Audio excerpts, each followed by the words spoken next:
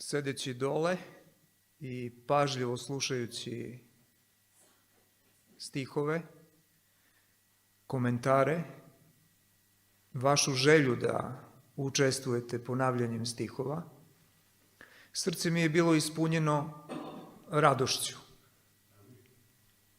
Živi smo. A duže vreme kod sebe borim se sa stvarnošću da li ja pripadam pačijoj školi. Nema mlađih ovde, ali mi stariji se sigurno sećamo pesme Jovana Ivanovića Zmaja, Pačija škola. Mislio je on mnogo dublje, mislio je na sebe i okruženje kome pripada, pa onda možda u krajnjoj varijanti, no patke su iskorišćene da se neko ne nađe uvređen od onih koji imaju moć. I ono negde što ostaje u srcu i što je meni ostalo iz detinjstva, to je od srede do petka nisu se makli dalje od početka. Jel se sećate toga? Znači, išli su u školu od srede do petka, ali se nisu makli dalje od početka. I onda opet od srede do petka nisu se makli dalje od početka. To smo verovatno svi mi. Ono što bi bilo sad meni drago da čujem i kao neki pokazatelj gde sam ja sa vama, to je molba da svako od vas kaže po jedan stih koji mu je na srcu. Hoćemo od Radeta da krenemo. Stih koji nam leži na srcu ove sedmice ili ovog meseca, ove godine. Светот што го даде својот единороден син, да секој што верува не погине, него да има живот вечен. Амин. Hvala. Mare? Одамна ми се јавуваше Господ, те љубам со љубов вечна, затоа еднакво ти чинам милост. Hvala. Да не се плаши срцето ваше, верујте во Бога и во мене верујте, да не е така би ви кажам. Одам да ви припремам место. И кога ќе ви припремам место, повторно ќе дојдам, да ве земам, да и вие бидете таму каде што сум и јас. Hvala.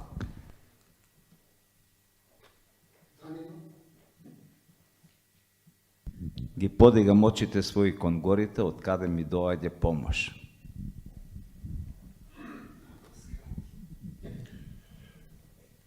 Радувајте се и пак велам, радувајте се. Amin.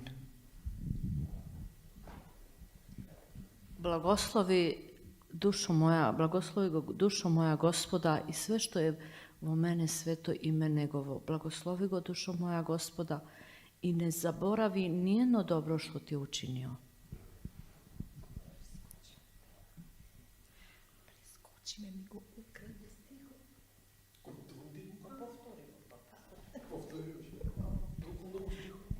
Ќе го повторам тоа што го кажа Зоранот и тоа е мојот најомилен стих.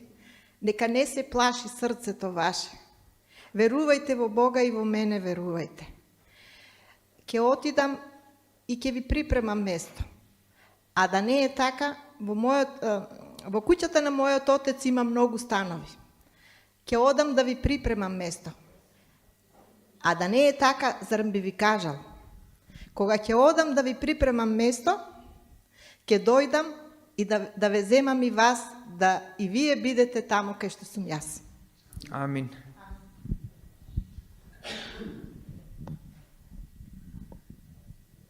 Јас сум пат, истина и живот. Кој верува, нема да погине.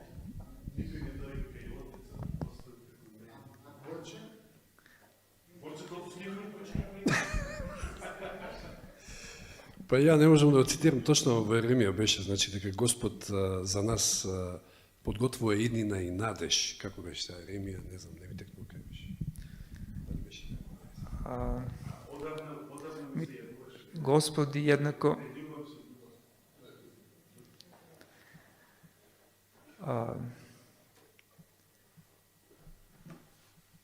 ljubav Gospodnja je bila tolika da je i Sina svojega jedinorodnoga dao, da niko ne pogine, nego da ima život večni. To je stih koji bi bio okosnica mog razmišljenja sa vama. Sve ovo drugo što je bilo ide u istom pravcu. Blagosilje dušu moja Gospoda na ličnom nivou za sva dobra što si mi učinio. Blagosilje dušu moja Gospoda i ne zaboravljaj ni jednoga. Jel mi prašta šta? Prašta sve grehe i šta još čini Gospod? I grehe i bezakonje izbavlja iz groba i iz krajnjeg groba, iz onih grobova prolaznih. Kad uđemo u nevolju pa dobijemo isceljenje pa vaskrsnemo popet u nevolju. Moje razmišljenje danas će da bude okosnica oko ovog stiha. Ljubav Božja je toliko velika bila da nije dao Sina samo za mene, za Borče, za Danila, Persu i nas koji smo tu. Nije dao život i za one koji su sa nama, a sada nisu tu. Nego je dao da ni jedan koji ga veruje ne pogine, nego da ima život večan. Ajmo da taj stih prevedemo u realnost. Ovo je teorija. Možemo da je znamo napamet, možemo da je ne znamo, ona negde stoji u nama kad je jednom pročitamo, ali kako ona izgleda u stvarnost? Ja sam živ od 67. godine do danas i to su trenuci i trenuci, beskonačno mnogo trenutaka sam živ. Mogao sam da u jednom trenutku imam prekid života i da me nema i to važi za svakog od nas. Božje delovanje je neprekidno i Božje delovanje se vidi u izbavljenju nas i u vidljivom i u nevidljivom svetu. Tako da produkt ovog trenutka je Božje delovanje i Božja ljubav i Božje činjenje. To je po pitanju života koji vidimo. Pričam, dišem, krećem se, mislim. Po pitanju onoga što ne vidimo je još sadržajnije. I kad bi mi mogli da vidimo šta se sve dešava oko nas i koliko je uplitanje Božje ljubavi i Božjeg delovanja da zaustavi sile zla i prevare koje idu na nas, onda bi bilo to strašno za nošenje u našem razumu. Verovatno bi strah počeo da raste koliko je svet surov, prevaran i koliko je moćan. I uzmimo sad situaciju sa pitanjem, gde je moje mesto u ovom stihu da Bog toliko voli sve da i Sina svojega jedinorodnoga dao? Imam li ja svog mesta u tom stihu? Ako je Bog Sina svog jedinorodnog dao da niko ne pogine, nego da ima život večni, šta ja treba da činim? Da niko ne pogine i da ima život večni. Kako? To je za mene i za vas pojedinačno. To je naš odnos sa Bogom i zagarantovano spasenje. Ali gde sam ja u tom stihu? Bog je dao Sina za sve one koje imam oko sebe. A njih nema kod nas. Njih nema pored nas. Iako ih ima 2, 3, mi smo srećni, ispunjeni, nešto se dešava, nešto radimo, možemo koji stih od petka da uzmemo, radujemo se, ima žetva. I na jedno zrno ćemo da se radujemo kad je slaba godina. I od jedno zrno bude i 10. A stih nam kaže da ni jedan ne pogine koji ga veruje. Koja je naša uloga u tome?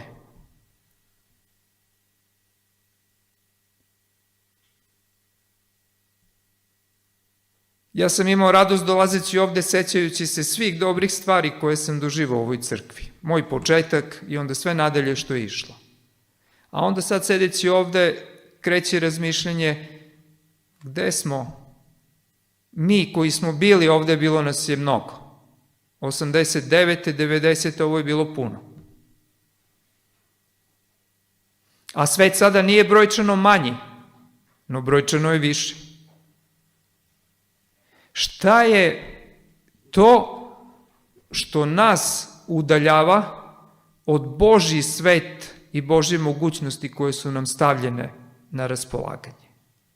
Da li smo bliži sami sebi sad posle ovoliko godina od početak dolaska u crkvi? Ili smo dalje sami od sebe? Kako razmišljate? Da li smo bliži jedni drugima ili smo dalji jedni od drugih? Zašto ovo hoću sa vama sad da delim u okviru stiha omilje svet da je Sina svojega jedinorodnoga dao? Dao za spasenje.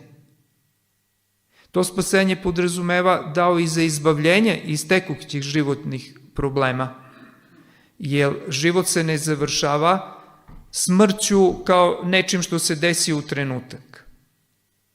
Svi oblici smrti su trenutak koji ima putanju iza sebe. I možda kroz bolest najbolje to možemo da razumemo. Kada imamo zdravstveni problem, mi kažemo, aha, boli me to, osjećam to, nešto nije u redu. Ali daleko pre javljanja simptoma postoji problem. 7 godina pre no što se javi simptom, beleži se promena u aktivnosti ćelija. 7 godina. I moje izbavljenje i tvoje izbavljenje iz nekih situacija koje mi ne vidimo kad se javi problem unutar nas je Božje delovanje. Da imam život večni, jer nisam u taj trenutak bio sigurno spreman. Ili, možda sam bio spreman, ali nisam odradio posao koji je bio do mene na koji je Bog računao.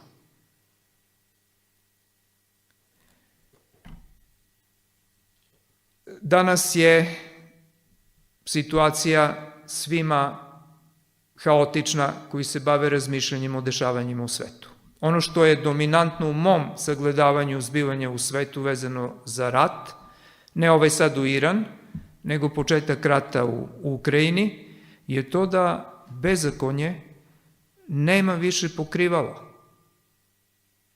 Nepravda nema više plašt navodne pravde, zakona i reda. I sad smo došli do stanja da moćan kaže treba mi, uzet ću milom ili silom. Šta mislite? U kojoj smo poziciji mi u odnosu na Iran, kao pojedinci, kao porodice? Da li je Iran u težoj situaciji no što smo mi u svetlu velike borbe?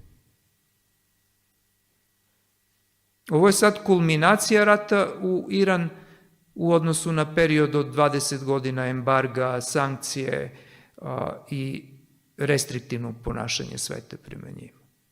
Da li možemo sebe da sagledamo u poziciji da se neko s nama nasilnički igra sve ovo vreme?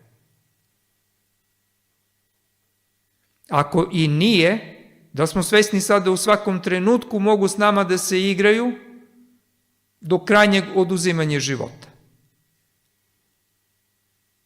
Da li iko ima moć da zaustavi namere nekog moćnog protiv mene, protiv svakog od vas? Samo Gospod. Toliko dece izginulih i ginu i dalje, ni Gospod tu ne može da pusti ruku, jer je zbrka na sve strane. A ta zbrka ne kreće od države, ta zbrka kreće od mene i moje glave i mog učešća i neučešća u Božjim planovima. Jako je čudno da sad u ovo vreme kad stvari gledamo onakve kakve jesu poprilično, nema ono koji će da ustane i da kaže zlo činiš, zlo činite. Pa da onda odmerimo sebe, svoj udeo u tom zlu, da li ga imamo ili ga nemamo. A tiče se svi u nas. kako bismo mogli da jasnije vidimo ovu situaciju. Što je majka u domu?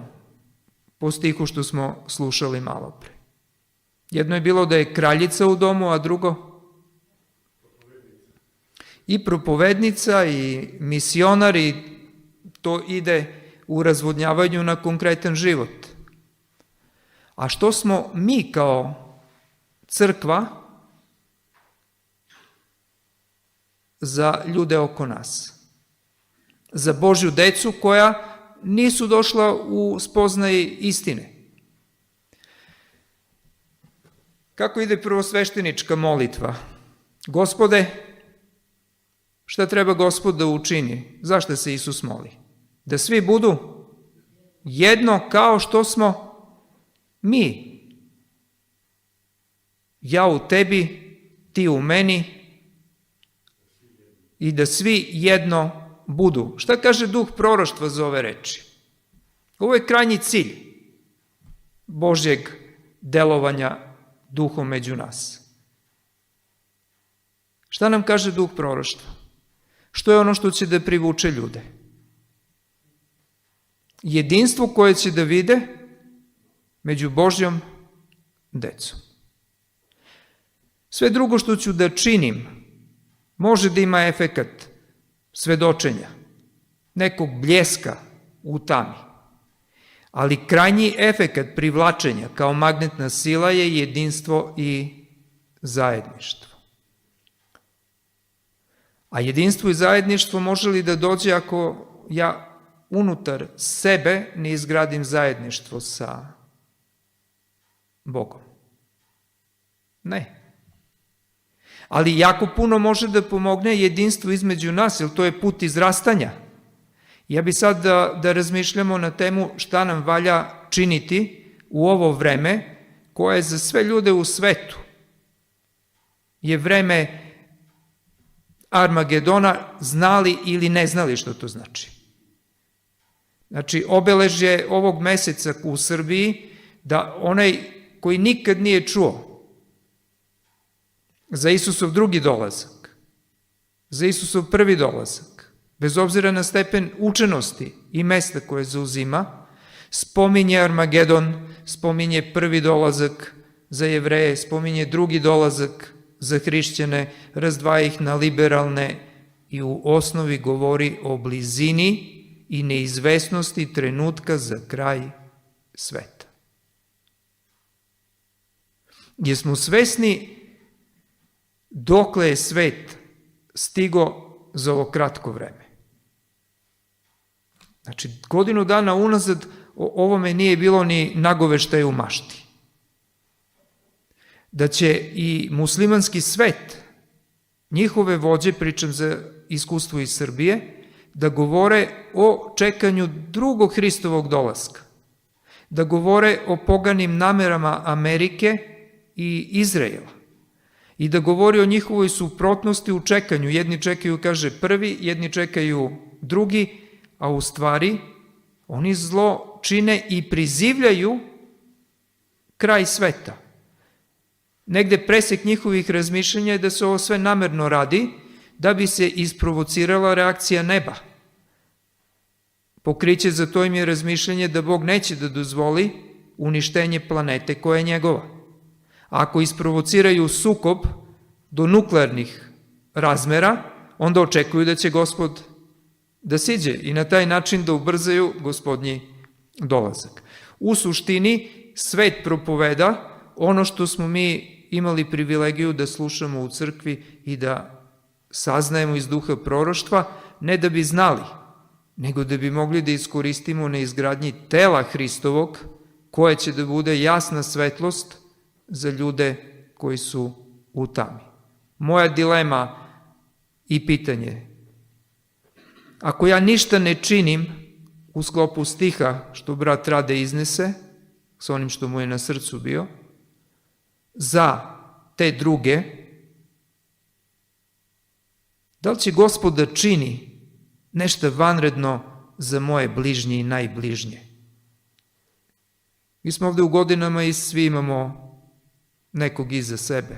Imamo decu, imamo rođake mlanje, na koje uticaj naš je negde stao. To što smo mogli da uradimo, uradili smo i to je to. Imaju svoj put. Puno toga više ne može ni da ispravimo što je krivo urađeno. Ali sad razmišljanje, ono što ja ne mogu, može Gospod. A da li Gospod čeka da ja uđem u njegov plan spasenja za bližnje, da bi onda on učinio ono što ja ne mogu da učinim za moje? Reciprocitet. Ovde ne idem na krajnje razmišljanje da Gospod neće da učini čudo u životu moje dece ili onih koje volim, a koji nisu sa mnom. Ali kraj kao kraj može da bude mukotrpan put do kraja. Prevare, bolesti, puno stvari koje muče dušu i kad nam dođe kažemo nije nam više do života. Znači, moja dilema, ako ja ne činim ono što treba da činim u planu spasenja, da li će Gospod da se umeša i da čini za moje najbliže? Gde sam ja nemoćan da činim. I to mi je dilema 10 godina unazad. I sad hoću s vama da podelim ono što je praktičan izlaz iz ove situacije. Jer ako imam znanje, toliko, šta mi vredi? Šta nam kaže Korinćanima? Znanje kao znanje vredi, ali ne vredi u ispunjenju života i približavanje Bogu i spasenju. Praporac koji zveči, on više koristi drugima moje znanje više no što će meni da koristi. Što je najbitnije? Ljubav. Sve ako imam, a nemam ljubav i proroštvo i znanje, ništa sam. A gde se onda ljubav ovde najviše ogleda? Ne u ljubav prema bližnjem, nego u ljubav prema Božjem detetu u meni, u samom sebi. I ajmo sad da povučemo praktičnu dimenziju toga. Mi možemo da kažemo poprilično dobro koga volim, koliko volim, u smislu nekoga više, nekoga manje, neko mi je draži, neko nije. Ali nemamo dileme po pitanju sebe. Nekako svi volimo sebe i tu su problemi unutar odnosa, u porodici, u crkvi, u organizaciji. Znači, nekako više volim sebe, pa mi drugi zameraju. Prvo kupim sebi, pa onda drugome. Sebi veću platu dam, drugome dam manju ili što već može da bude. Ali se ne postavlja pitanje da li ja volim sebe. Da li se slažete da je to važnije pitanje, no da li volim bližnjeg? Ili kako treba da volim bližnjeg? Kao samog sebe. Prvi korak je da volim sebe. Kad smo deca, mi volimo sebe i dosta smo sebični, a smo mali, tek rastemo. Što više upoznajemo život i sami sebe, onda nekad dođemo pa mrzimo neke stvari unutar sebe. Hteli bi da ih promenimo, ali teško ide. Kako ćemo da vidimo koliko volimo sebe? A merljivo je, egzaktno je, skoro matematički jasno. Šta sam ja kao čovek? Zbir čega? Bravo, Jane. Ja sam zbir ćelija koje neprestano rastu, odumiru, rađaju se. I rade. I ćelije stvaraju organe, organi stvaraju sisteme i onda imam sebe. Znači, najprostije. Ljubav prema svakoj ćeliji je ukupna ljubav koju ja imam prema sebi. Koliko ćelije ima, Jani? Trilioni. Kad bi počeli da brojimo negde na 200-300 bi zaspali. Dobro je za uspavljivanje brojanje.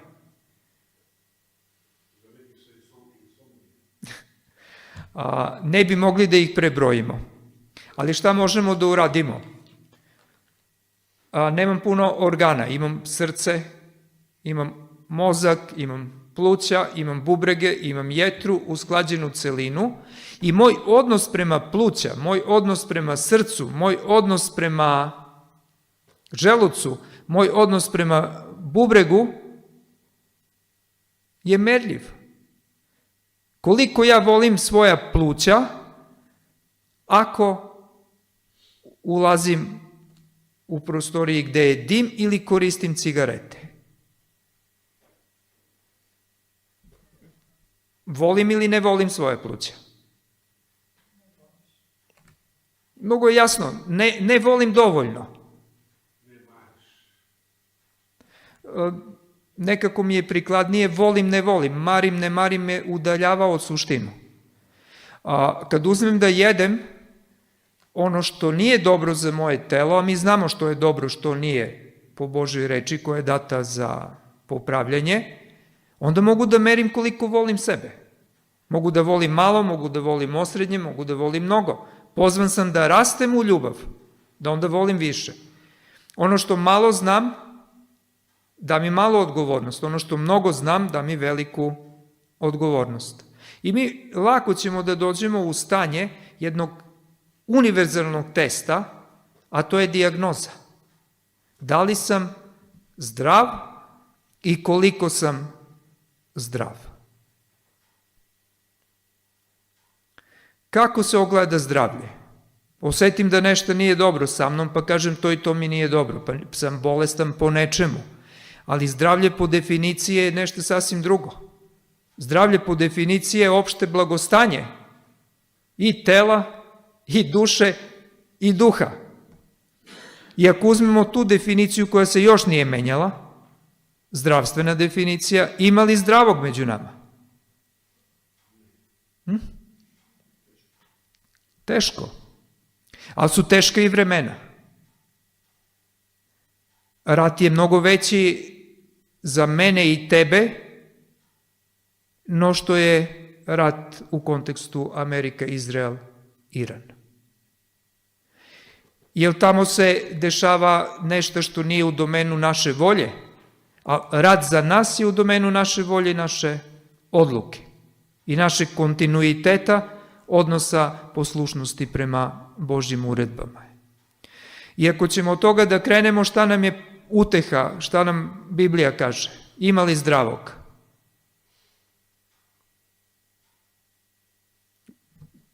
Nema zdravog.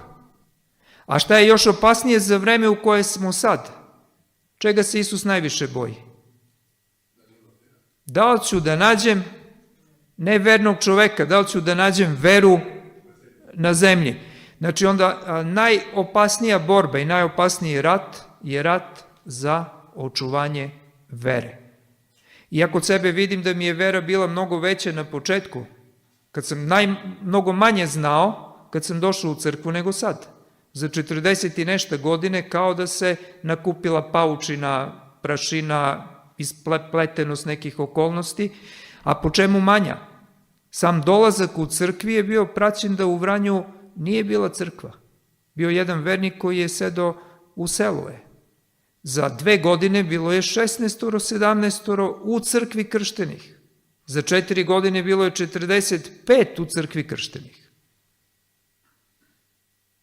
Jer tu ima iz onog stiha da je nešto rađeno da niko ne pogine, no da ima život večni. Obeležje te crkve je bilo jedinstvo, zajedništvo kao porodica. Ali sad nas je možda nekih 15-16. Aktivnih, otišlih iz Vranja možda 10, ali je prošlo od tad 40 godina. Pa po jedan da je dolazio bilo bi barem 80. Šta hoću ovim da kažem? Ako ne razumemo što nam valja činiti u ovo vreme za nas, džaba nam sve ovo što je do sad bilo. Sledeći smo mi u obračunu, ko što je Iran sad, pa se pitaju koja je sledeća zemlja. Za mene je mnogo bitnije šta ja treba da činim da ne budem sledeći. Što mi kao crkva treba da činimo da ne budemo sledeći. Kako osjećamo u srcu vreme koje ide? Da li se plašimo progonstva? Da li očekujemo progonstva? Kako, Jani? Zbog čega? Aha, ponašamo se kao da neće da bude. A šta nam kaže Božja reč i duh proroštva? Da će biti. I onda kaže teško vama. I kad pogledamo svet, Zoki, u onim što predstavljaju na internetu, mi vidimo da se on ubrzano priprema za krize. Pravi podzemna skloništa, podzemne kuće, skladišta, i to rade oni ljudi koji manipulišu svim ovim u čemu smo mi, kao planeta. A što je put za nas? Kad sam bio mali u školi, ono što je ostalo iz prvog razreda, najupečatljivije, to su drvca koje nosimo učitelju da nam pokaže značaj sloge i jedinstva. Ne znam da ste vi to imali u školi. I onda svi mi donesemo po 10, misleći da će da nas tuče time, pa onda tražimo što slabije da nas manje boli, a onda kaže polomi 1, polomi 2 i na kraju se kupi od svih i to više niko ne može da polomi. Značaj nas u crkvi preko toga je veliki. Tamo se ne gleda da li je drvce vrba, bagrem, orah, šta već. Tu se ne gleda da li sam crven, žut, glup, pametan, šta već. Ćelav, ovakav i onakav. Znači, svi smo mi, Božja deca, pozvana na zajedništvo radi zaštite od onoga što Bog vidi unapred, što mi ne vidimo. Od onoga što nam se sprema. Primer iz Ukrajine je jako loš, ovaj zadnji, za ovo naše razmišljanje. O značaju zajedništva i strategiji. Kako je Krim, je se sećate, pao? U jedan dan, bez ispaljenog metka. Zašto? Zato što je Rusija bila nadmoćnija i što je napravila prvi korak. Bez ispaljenog metka. A koliko sad traje rat? 5. godina. To je najuspešno vojna. Krim. Opšto, bez ispaljenog. Ako dobiješ rat bez ispaljenog metka, to je najuspešniji. Ajde da pogledamo nas u toj varijanti. Rat se vodi za moju i tvoju dušu, za dušu mog i tvog deteta, mog i tvog bližnjeg. Rusi su došli da oslobode ono što smatraju da je njihovo. Iza sebe imaju moćnu vojsku i naoružanje. Koga mi imamo iza sebe? Mi imamo još moćnijeg. Još moćnijeg. Da li mi krećemo u pripremu terena za oslobađanje svoje zemlje? Ja ne vidim aktivnosti na nivou crkve u tom pravcu da se kreće u oslobađanje onog što je gospodnje.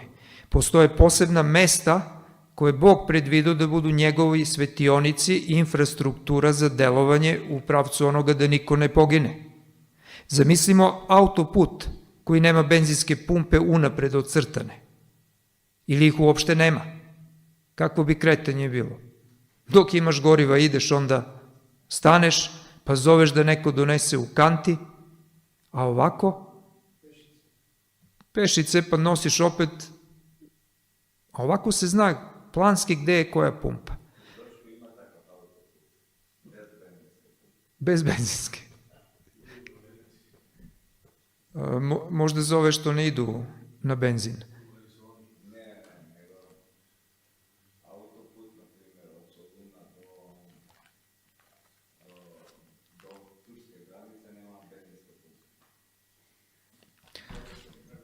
Znači nešto slično kao i kod nas. Šta bi bila infrastruktura duhovna gospodnja postavljena gospodnjim planom spasenja u pravcu izlaženja na kraj u velikoj borbi i pripreme pozicije za završne događaje?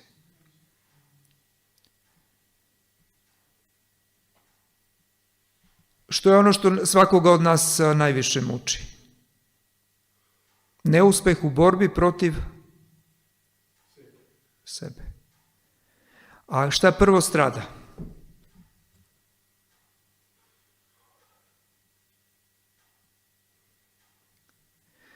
Što god da strada telo, jer je porobljen.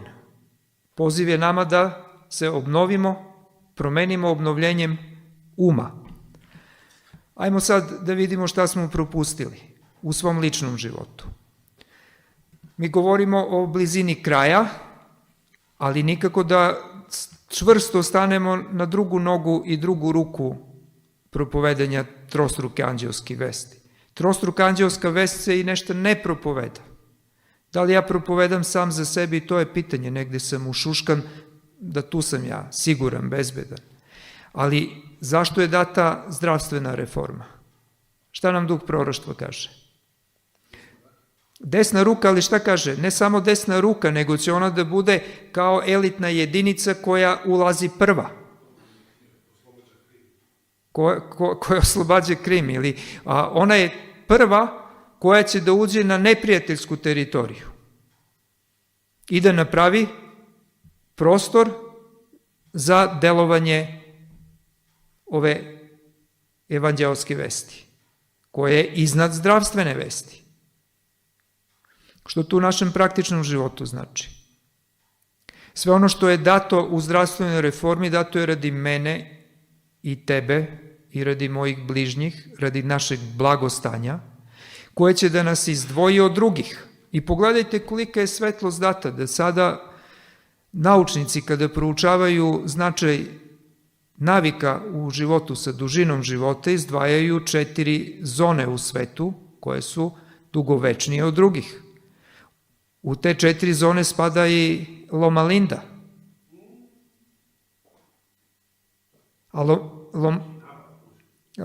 Okinawa, Sardinija, imamo Grčku, tu blizu nas. Imamo zaboravljen deo kod potomaka Makedonaca, Hunza. Njih nisu stavili, ali oni su iznad proseka u plavoj zoni. Znači, Gospod je podigao čudo zdravstvenom reformom među onima koji su verovali i čak imali priliku da učestvuju u zdravstvenoj reformi. Loma Linda je bila tamo, pa po inerciji se nešto i očuvalo. A znate li da je sad dužina života prosječnog adventiste manja no što je bila? U Beogradu je bila veća no prosečno u Srbiji pre 20 godina kad je rađeno istraživanje. Sad je manje. I tu se krije veliki rizik prokletstva, jer ako ne učiniš, šta nam kaže prvi stih o značaju zdravlja iz Božje perspektive?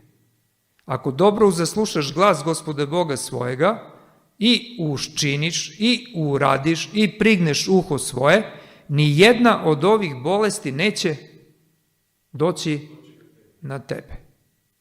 Znači ima 3 stepena. I da prignem uho, i da uslušam, i da učinim. Trostepeni deo. Zašto je ovo sad bitno? Gospod mi je dao radost, veću nego što je drugi imaju kad su ispunjeni bilo čime, jer sam imao priliku da gledam silu Božje reči iz zdravstvene reforme, kao neuk za tu oblast, a ta je sila bila tolika da je dao da lekar primarijus, načelnik transfuzije, dođe i volontira kod nas malih neupućenih u radnji. Zašto je došao? Zato što je video da mu pacijenti koji su bili kod nas mušterije dolaze sa izlečenim stanjem koje je neizlečivo. Zgrušavanje krvi je u pitanju bilo kod njenih pacijenata gde su jako komplikovane terapije. Nikad izvesno neće da bude kod njih. A odjednom i učen i neučen, što ta žena kaže lekar, kaže ja kad je došla žena sa futom, seljačkom nošnjom iz Srbije kod mene, koja mi je 20 godina pacijent i onda ja je pitam, pa šta se desilo?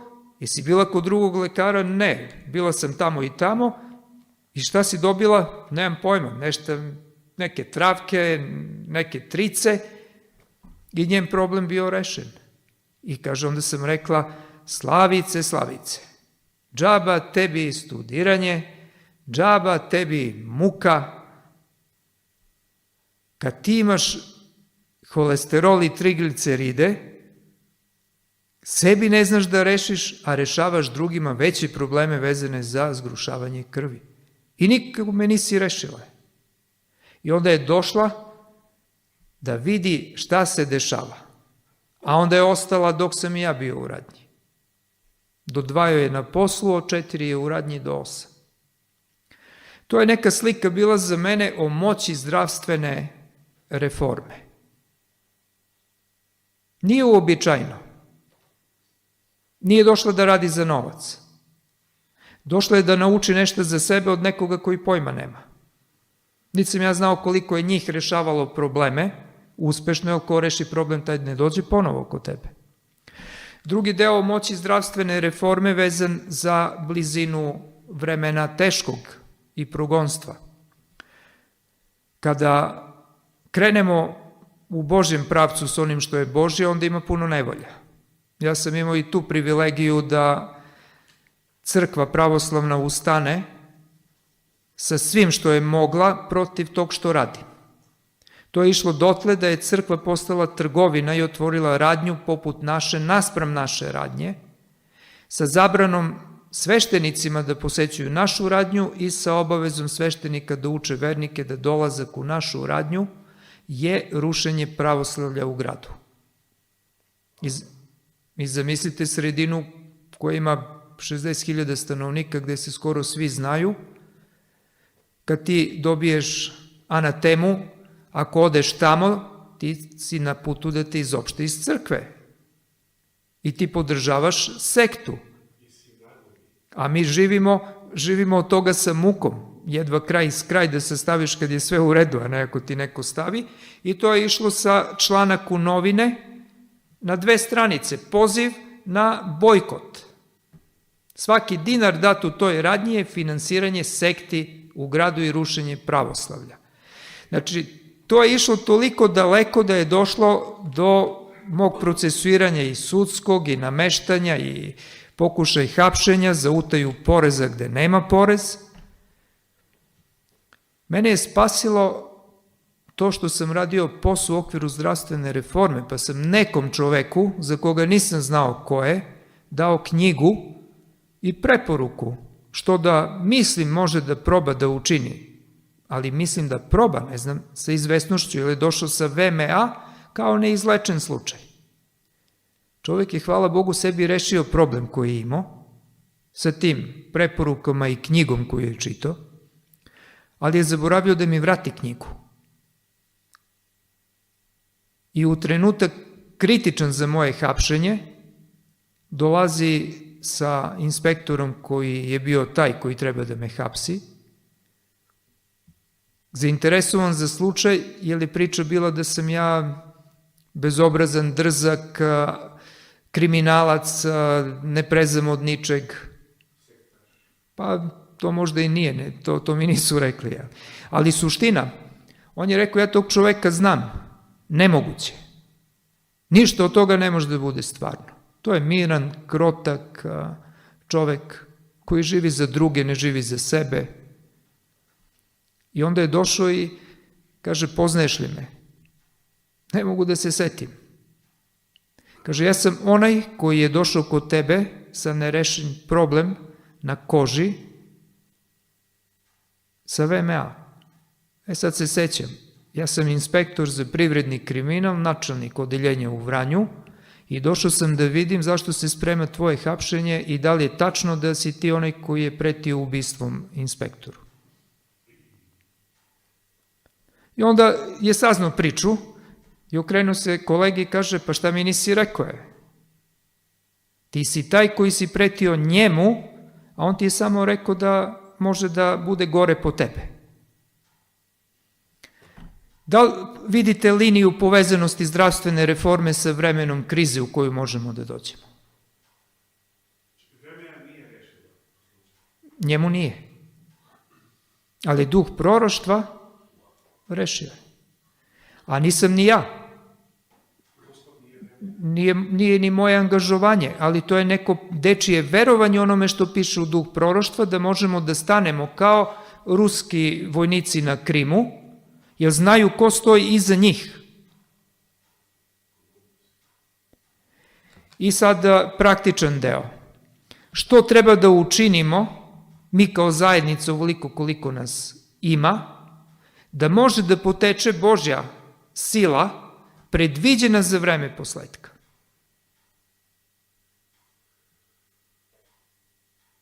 Ako učinim sve na sebe i budem zdrav i budem isceljen Božjom silom, ja ću nešto malo da zasvetlim i da zasvedočim. Ali ako svi mi doživimo iskustvo isceljenja od onog što nas muči, od onog što nosimo u sebi kao problem, i udružimo se i predstavimo šta je Bog učinio za nas, onda je, hvala Jani, onda je baklja koju ne mogu da maskiraju drugim svetlom.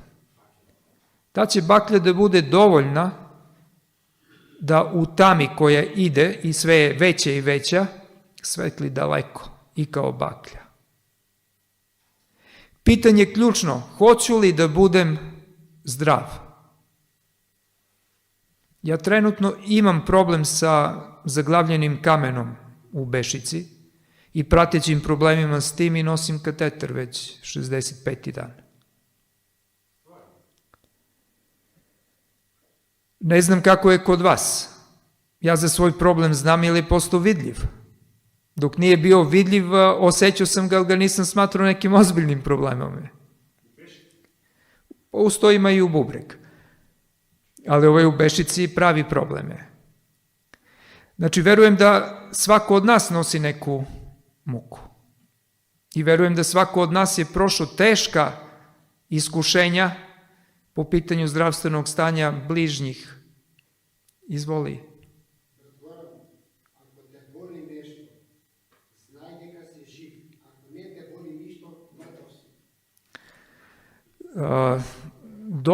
Dobro zapažanje, boli, onda sam živ, kad ne boli, mrtav sam, ali duša nas boli kad nas telo ne boli, to znamo da smo na zemlji živi. Što hoću iz ovog mog iskustva da podelim s vama, što mislim da je bitno? A to je Božja isceljujuća sila koja nije data učenima, najučenijima, nego kao i pastirima objava za Isusovo rođenje. Onima na bregu. Negde bude sakriveno od onih koji zalutaju u mudrost i oslanjanje na tehniku ovog sveta. Veličina kamena je bila u Bešici 30 i nešto milimetra. I nije bilo to ozbiljno za mene, nisam ja to shvatio ozbiljno. Ali kad sam uzeo napitak koji utiče na srozavanje kamena i pokretanje kamena, kad su krenuli bolovi i kad je kamen promenio mesto i kad je stao na izlaz iz Bešike i kad su došli bolovi koji kažu većinu kod porođenih, onda sam vidio da i tekako važno je. Pa ne samo to. U naše neznanje tih stvari fiziologije, jer je nismo učili, ja sam hteo da ostanem s tim i da putujem za Beograd. Ne, na posao. A lekar kaže, daj molim te, kaže, stavi kateter. Pa kažem, ne smem. Idem u Beograd ću, to je izgovor deteta, sutra ću. A on kaže, ja ću da ti stavim kateter, nemoj da se plašiš, ne boli, pažljivo ću, najmanje ću. A ja čoveka prvi put vidim u životu, a nisu baš lekari tako ljubazni. Previše rade, previše im posla, trče privatno, ako mogu da imaju korist, bit će malo ljubazniji, ali ovako ljubazan da bude teško i za novac. I onda nisam imao izbora od sramote, prihvatio sam, pa makar umro. To je za mene bilo nešto kao strašno, nije. A on kaže, hvala ti Bože da sam prihvatio da stave. Jer kaže, ti ne bi stigo do Beograda. Tebi bi bešika pukla. Već si imao, kaže, litar mokraće u njoj. Ona se rasteže do granice i pukne. Znači, to zna da bude ozbiljan problem koji nas muči. A onda od lekara do lekara samo ispunjenje onog stiha gde Bog kaže, a što bacate novac na ono što nije hrana i ono što nije lek. I mi smo negde u savremenoj medicini došli da ćemo da lutamo i do zadnjeg eura što imamo i da iziđemo zbunjeniji no što smo ušli. U bolesniji u glavi, sa dileme koje imaš oslanjajući se na nekog ko zna. Ja imam kod sebe sad 3 izveštaja lekara i svi su suprotni. I svi su profesori. Ali ono što je najlepše, što hoću da bude poziv za sve nas do sledećeg susreta, da stavimo pred Gospodom muku koju imamo, bolest koju imamo, da uzmemo period od 10 dana i da pustimo da Gospod radi. Kamen od 30 i nešto milimetara, izmeren za eksperiment u koji sam ušao, je bio pao na 24. Od 24 za 6 dana zajedničke molitve sa decom i primene saveta duha proroštva i onog što je u okviru zdravstvene reforme, kamen je od 24 došao na 14, a u bubregu od 13 došao na 6. To su već veličine koje se ne postižu ni aparatima. Aparat za razbivanje on razbiva, ali ne izbacuje napolje. Onda vremenom se izbacuje, ali ih ima u telu.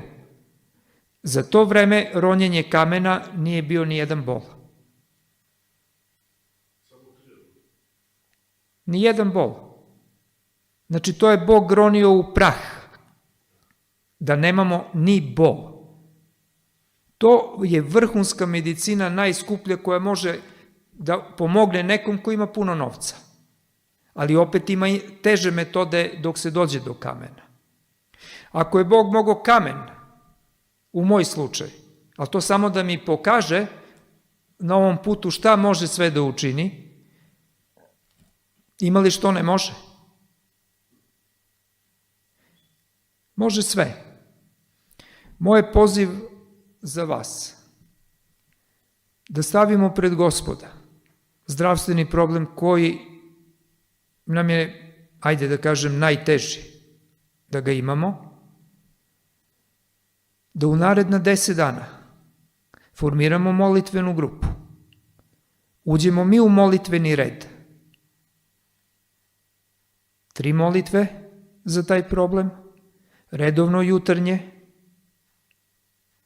čitanje Biblije redom popodne sa 2. molitvom i večernji psalam sa 3. Da li ovo izgleda teško? Zapišimo sebi šta stavljamo pred Gospoda ako ima više problema. I da onda, nakon 10 dana i rezultata vidljivih, kažemo, Bože, hvala ti. Hvala ti što nas budiš i vraćaš tvom putu. Da razmišljamo kako i na koji način da to podelimo sa ljudima oko nas. Ja ne znam da li vi pratite dešavanja u svetu. Ono što je zdravstvena reforma za nas, već je u svetu odrađena imitacijom. Postoji veliki pokret zdravstvene reforme na prirodnoj osnovi u svetu, bez duha proroštva. Postoje centri za lečenje ovog tipa, onog tipa, gde ljudi masovno idu. Šričin moj je samo deo, ima mnogo drugih koji nisu istaknuti sa religijskom osnovom, čak nemaju uopšte religijske osnove, lekari ih osnivaju i rade i zasniva se na instrumente koji su negde bili nekad korišćeni i dali rezultata. Da ne bude ovo teško za poverovanje. Ono jeste teško ako nemamo iskustva. 1888. godine u Americi je bio članak u novine da je pobeđena bolest, sledeća je smrt. Doktor Rajf je na osnovu istraživanja Nikole Tesle i otkrića formirao novu medicinu, medicinu elektromagnetnog polja i oscilatornog polja, i došlo se do izazova da 16 pacijenata otpisanih od američko zdravstvo dođu kod njega i da se vidi hoće li biti izlečeni za koliko. U prva 3 dana bilo je 12 potpuno izlečeno. Za komplikovanije slučajeve je bilo potrebno još 10 dana, ali su svi bili izlečeni. Znači, sledeći naslov je bio na pragu besmrtnosti. Taj slučaj je završen naslovom posle kancer preživeo atentat.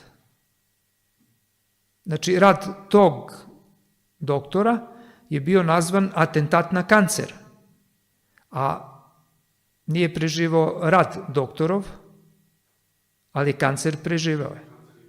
Kancer je preživao je. To samo sad uvodi nas u mnogo težu priču, da ono što Bog podigne, a druga strana svim silama pokuša da zatvori i najčešće im uspe. Osnova Božje medicine, prirodne, što Jani reče sve prirodno, osnova je mnogo jednostavna, shvatljiva svima, ne treba škola za to.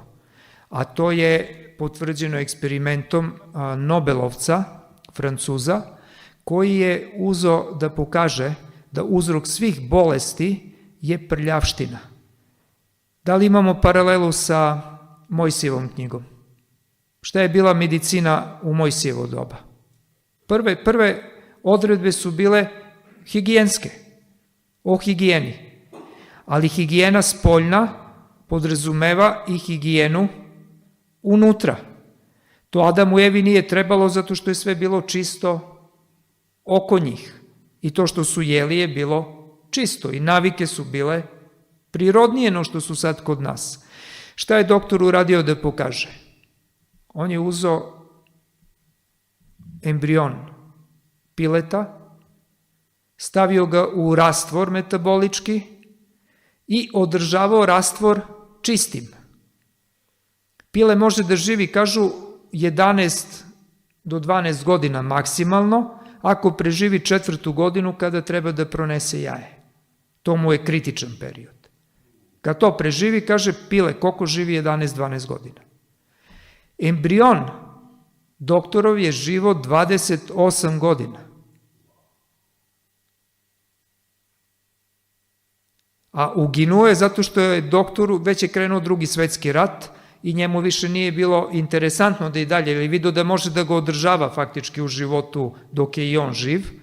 Suština svega je bila da je on njemu davao rastvor, znači čistio produkte metabolizma prljave iz tečnosti i ubacivo čist rastvor vitaminsko-mineralni, enzimski.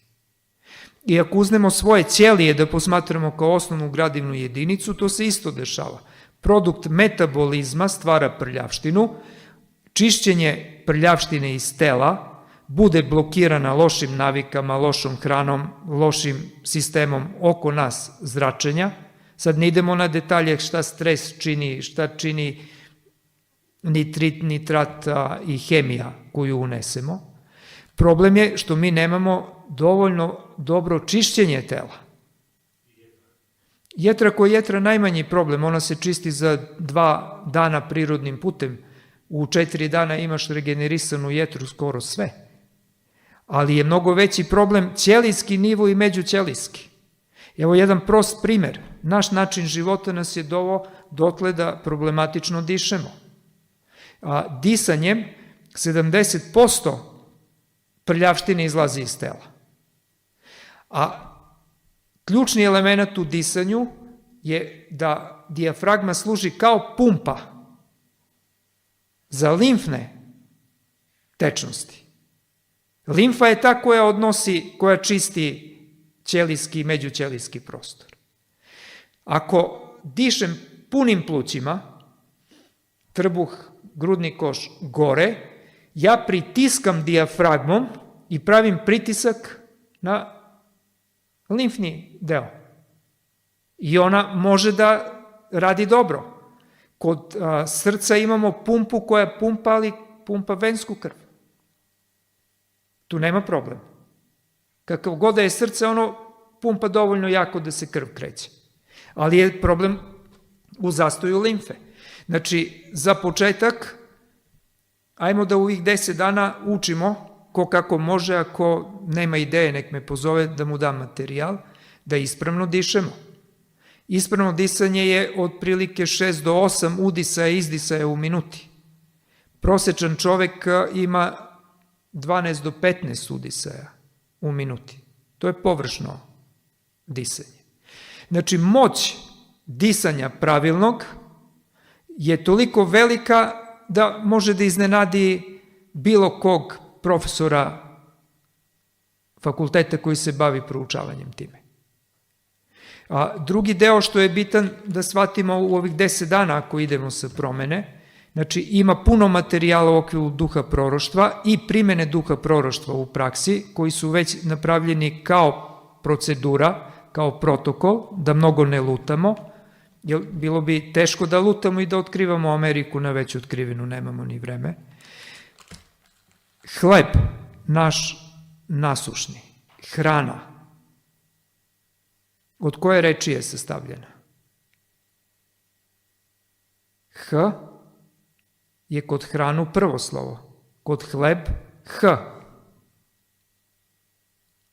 Kod hranu imamo, da ne gubimo vreme, H kad sklonimo u levo, ostaje rana. Sam naziv reči kad je dat je da nam pokaže na najveću povezanost hrane i bolesti. H znači Hristos, H znači zahvalnost, hvala, kako kod koga. Kad udaljimo Hrista iz hranu, to pravi ranu. I pazite sad kontinuitet istorijski. Stari ljudi, iz ovog što čitasmo i što Boče podeli s nama, iskustvo majke, radovali se žetvi, ima za celu godinu hranu za decu. Nema prodavnica gde će da kupi. Stari su se radovali svakom obroku, jer znaju da ako nema hrane, nema ni života za njegove mile i drage. A resursi su bili ograničeni. On je imao zahvalnost na hranu. A mi danas nešto bacamo, da li imam zahvalnost? Što znači zahvalnost? Deda moj nikad nije jeo pre nego što poljubi zemlju na zemljani pod, jer zemlja mu je dala da rodi. A onda se prekrsti u okviru svog običaja, pa tek onda jedu. I nije bilo da možeš da uđeš da jedeš kad god hoćeš. Jedeš tad kad se jede, to je nepoštovanje bilo, nema zahvalnost.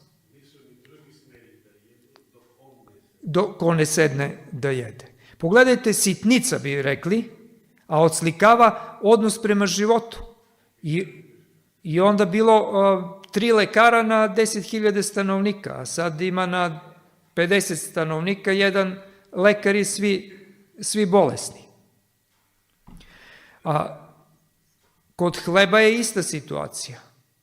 H, ako odstranimo, šta ostaje? L, za što bi bio izraz L? Za nešto loše.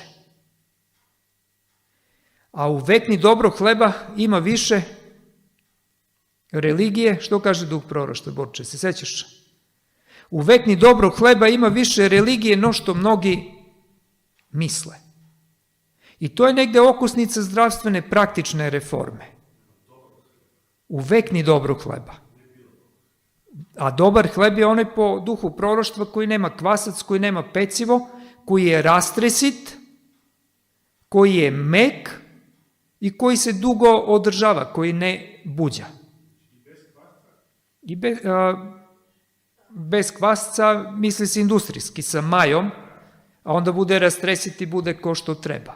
Znači, te puno zaboravljene stvari nam mogu pomoći da negde krenemo putem vraćanja onim što je Bog zamislio za nas. Da možda počnemo da osjejavamo svetlost, jer u naziv zdravlje što vidimo, ako ga raščlanimo? Prvo slovo je Z. Zoki, na što te Z asocira? Na Zoran. Hvala. Z na što te asocira u reč zdravlje? Zora, da, početak nečeg dobrog, buđenja, ali zora asocira na svetlost, Z asocira na zvezdu. Zvezda daje svetlost. Zvezda najbitnija za nas je sunce. Da nema sunca, nema ni života. Nema ni biljnog sveta, nema ni životinskog, sve staje. Pogledajte tu mudrost u stvaranju reči. Zdravlje ima Z. Zrak, vazduh, bez njega isto nema život, zvezdu, sjaj, svetlost. Moje i tvoje zdravlje treba da bude svetlost. U pogledu Bog dade i Sina da niko ne pogine.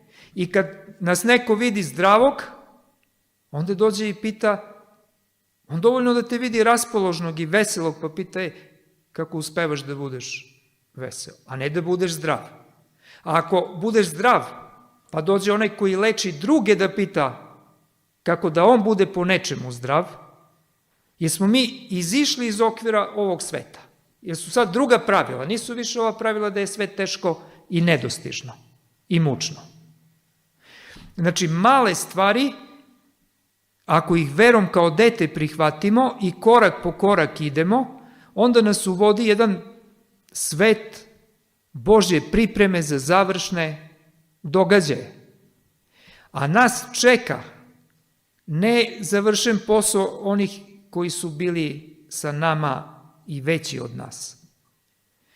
Zašto mi nemamo zdravstveni centar? Veliko pitanje. Duh proroštva ga ima vezano za značajne događaje. Ima ih formirano u svetu, zašto ih mi nemamo? Znači, pitanje za razmišljanje, svi smo u tome, nije sve do crkvu, puno je i do nas. Znači, veliki problem, u Božjem delu infrastruktura nedostaje, a zdravstveni centar ne treba jedan da bude, nego treba ko benzinske pumpe. U duhu proroštva stoji da svaka kuća treba da bude zdravstveni centar. Svaki grad da ima onda zbirni, ujedinjeni zdravstveni centar. To je infrastruktura koja nedostaje. Ajde da nam Gospod da ovih 10 dana. Napišimo koji problem zdravstveni ne možemo da rešimo ili koji imamo koji se lekovima rešava, da nam Gospod da iskustvo, rešenje tog problema i da onda nakon 10 dana se čujemo i vidimo. Da onda planiramo kao mali, kao sitni, kao malobrojni, ono što je veliko za Gospoda da nam da. Ja ne znam kako je kod vas, već smo umorni sa godine, ali meni je srce puno u samom viđenju ovakvih dešavanja oko mene i dok sam bolestan. Hvala. Mlad u mozgu, da. U telu malo teže. Znači, izazov, ako je Bog mogao kamen kod mene, a to je sitnica u odnosu na druge stvari, samo nećemo da pričamo sad o njima, to će da pričaju drugi kad budem došao s njima, koji su imali ozbiljnije probleme i izišli iz probleme. Onda može kod svakog od vas. I ja se nadam da će brat Danilo da pobedi krvni pritisak i za 10 dana da dođe i bude kao kod moje mame. I ovim završavam je. Kad sam počeo kamen da rešavam kod sebe, onda kažem, moj kamen je sitnica u odnosu na problem moje mame, a to je neizvestan pritisak. Bude pod kontrolom, pa onda ode u 180, pa ne znaš što da radiš. A onda uz to ima i šećer koji se drži na gornju granicu dozvoljenog uz lekove. A onda šta ja radim za sebe ako moja mama pije lekove? Jer dugo nije pila, pa onda je počela da pije. Onda drugi kažu, lekari koji su na drugoj strani, kaže, pa onda znao bi za svoju majku.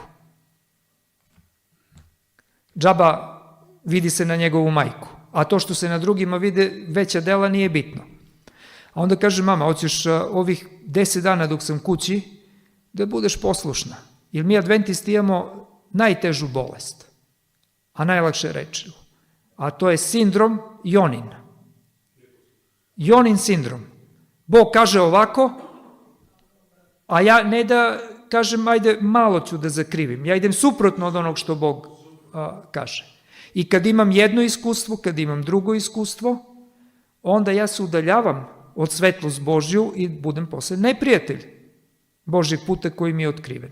I mama kaže, pa dobro, i onda ja koji ne jedem, njoj spremam hranu i uz to serviram hranu i njoj je bilo lepo sada je neko servira. Nećemo lekove postepeno da ostavljamo, što je procedura u prirodnom tretiranju. Kad piješ lekove, onda postepeno ih skidaš. Prekinuli smo odmah. I rezultati su mi na telefonu, telefon je ostao u autu. Za 10 dana najveći pritisak koji je bio je 126. Prosečan pritisak je 117 sa 82. Usto je imala problem sa ubrzanim radom srca. Od 90 prosečno otkucaja spali su na 82.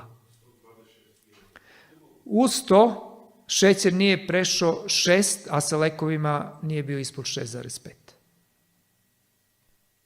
Ovo nije nikakvo znanje. Ovo je poverenje u ono što je dotad Bog dao kao iskustvo. I dečije hvatanje za toga. Ja kad bi stao da razmišljam, uplašio bi se i rekao, daj, neka postepeno skida lekove pa ćemo da pratimo. To je procedura i prirodna. Ali kad Bog hoće da osvedoči nešto, da učini znak ohrabrenja, da istrajemo na tom ludom putu koji izgleda kao lud, onda se čuda dešavaju. I onda brat Nikola je došao i sestra Rosa u taj period i kažu, pa ovo je čudo Božje. Počeli su i oni da mere pritisak. Ali kad su videli koliko je to zahtevno, u smislu da treba da jedu određenu serviranu hranu, koja ne liči baš na uobičajnu hranu, onda je Nikola prestao da meri pritisak i kaže, moj je pritisak dobar za moje godine. Tako da su oni samo bili posmatrači dešavanja i svedoci onog što je bilo u kući. Neka Gospod da nakon 10 dana imamo konkretne iskustva i da imamo specifične iskustva, da možemo da formiramo zajednički pristup daljem delovanju u vreme koje je pred nama.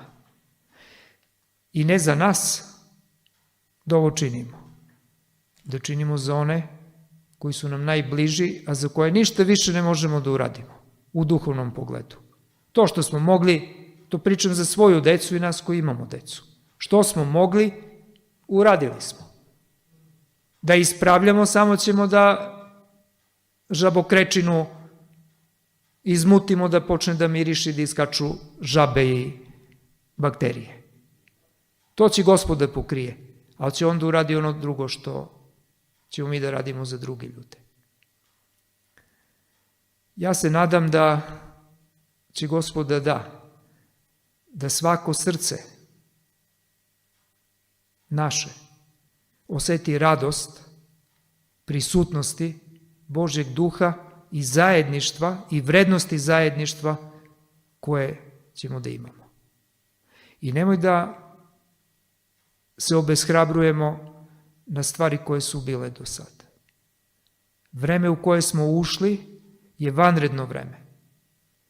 U vanredno vreme vanredno deluje Gospod. I Gospod ne gleda prošlost, nego gleda budućnost. A u tu budućnost mogu da uđem sa svim onim što Bog stavlja na raspolaganje. Znači, ne gledajmo na iskustva unazad, na neuspehe unazad, ne gledajmo na iskustva iz naše porodice, iz naše okoline, ne gledajmo da je bolest neizlečiva,